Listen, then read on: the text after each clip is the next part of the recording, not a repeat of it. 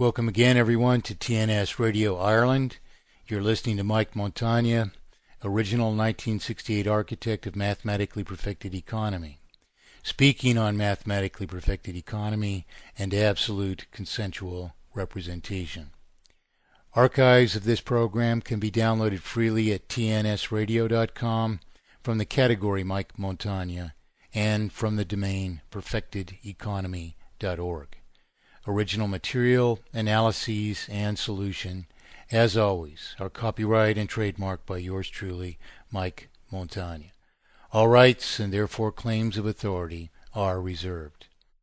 Copies of this program can be downloaded and distributed freely only so long as the entirety of this program, including this copyright and trademark notice, remain intact. Good to have you with us again.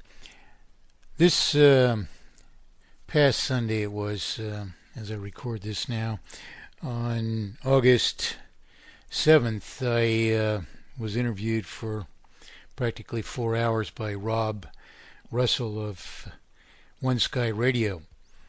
Our discussion that we had was, it so conclusively covered all the issues related to mathematically perfected economy in one program that I'd like to play it again here for us, to broadcast it from TNS, that we have yet another single unit of listening that we can carefully attend to and get these issues under our belt. So without further ado, I'd like to play that discussion again. No, I'm very lucky to be joined here in the studio with Mike Montagne, who's on the line from America. I can't remember what part, but irrelevant. Basically, I've asked Mike to come on. He's going to explain his side of, well, his story and what he intends to do about what's happening. Okay, so Mike, have we got you? Hey. How are we doing? Are you doing well today? Oh, I'm doing excellent today. How about you? And not too bad, not too bad. Could be better. Yeah, how's your weather over there? That could be a lot better. It could be, huh?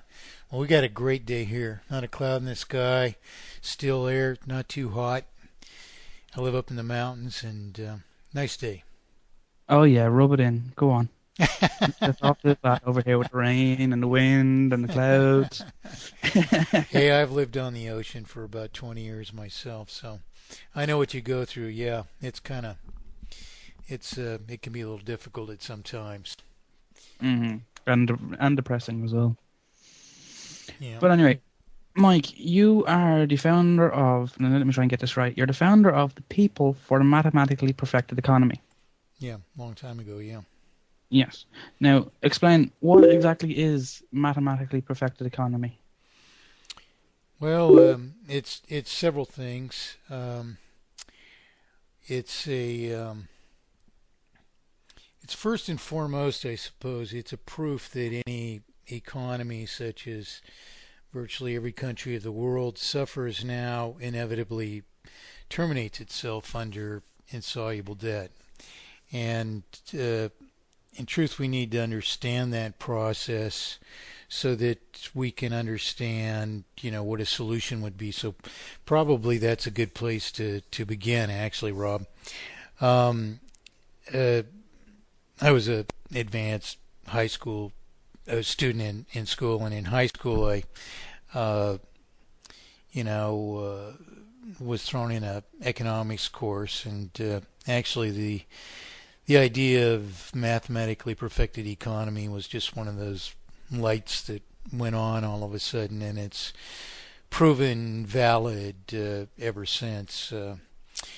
One of the original ideas is that any economy based on interest-bearing debt, that is, debt subject to interest, ultimately terminates itself under insoluble debt, and this process is the cause of the present global monetary failure.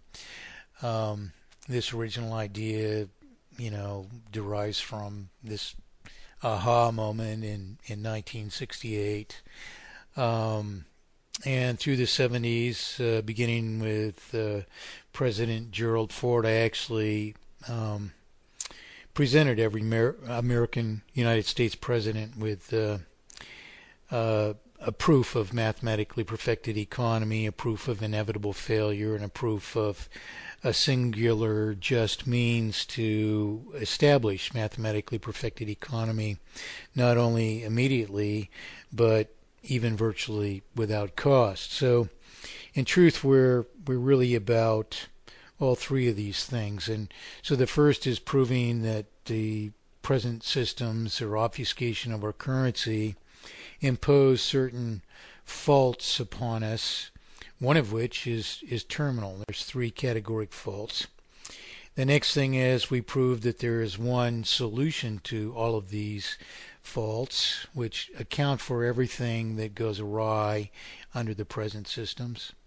And then finally, we prove a singular just means of transforming the present systems into mathematically perfected economy, which can be accomplished in less than a day by software.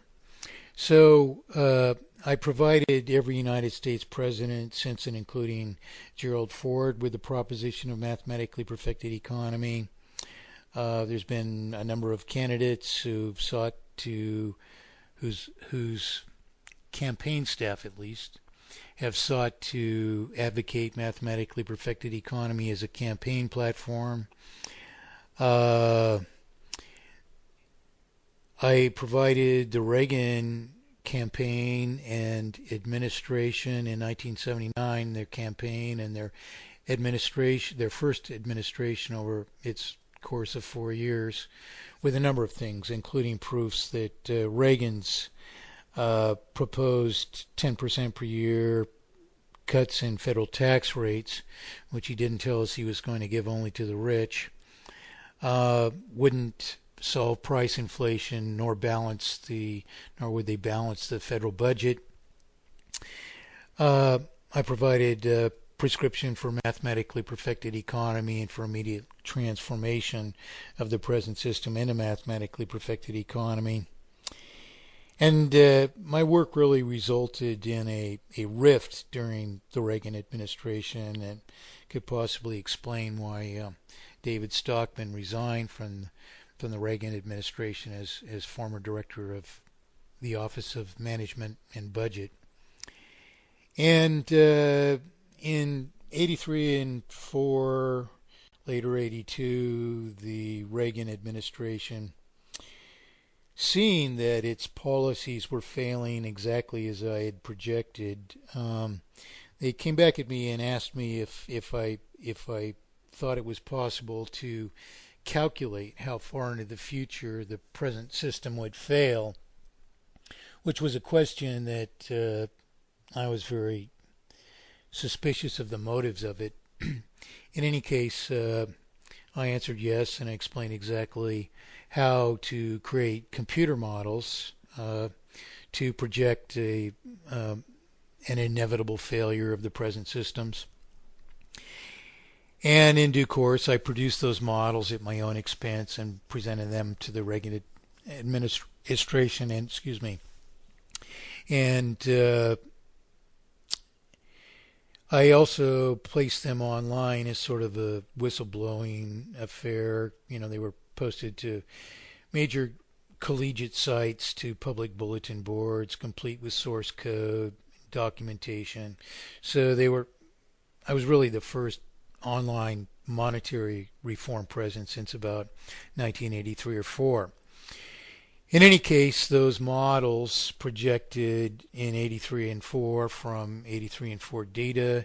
They projected the present de-escalation of interest rates all through this time and accumulation of falsified indebtedness under the present banking systems which have been imposed upon the world, and projected that the present inevitable failure would transpire at approximately 2010 AD. So, and while that might sound uncannily accurate, all that the models actually do is they pay interest and principal out of circulation as we do in servicing any existent sum of falsified debt to the banking system.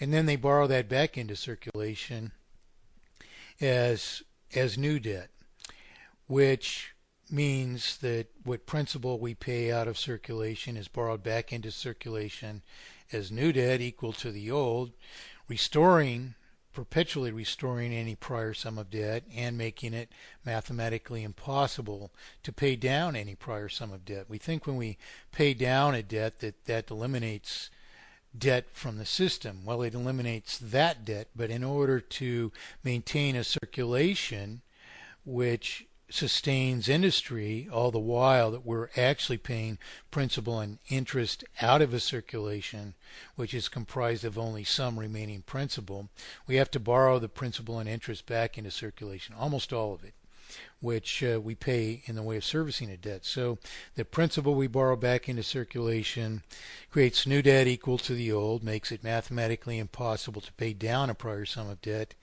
and the interest that we pay out of circulation is borrowed back into circulation as new debt. So the sum of debt then increases over any period of time, so much as periodic interest on an ever greater sum of debt, which means that therefore the sum of debt increases at an even inherently escalating rate until ultimately we suffer what's a terminal sum of debt, a sum of debt that we can no longer afford to service, which therefore nullifies our creditworthiness to borrow further to maintain a vital circulation. So if it weren't for these things which I call artificial sustention, which means simply that they're artificial means which violate the principles of the system, I should say falsified principles of the system. For instance, to spend through government into circulation, accumulating a sum of debt which cannot be serviced is to itself to violate creditworthiness of government. So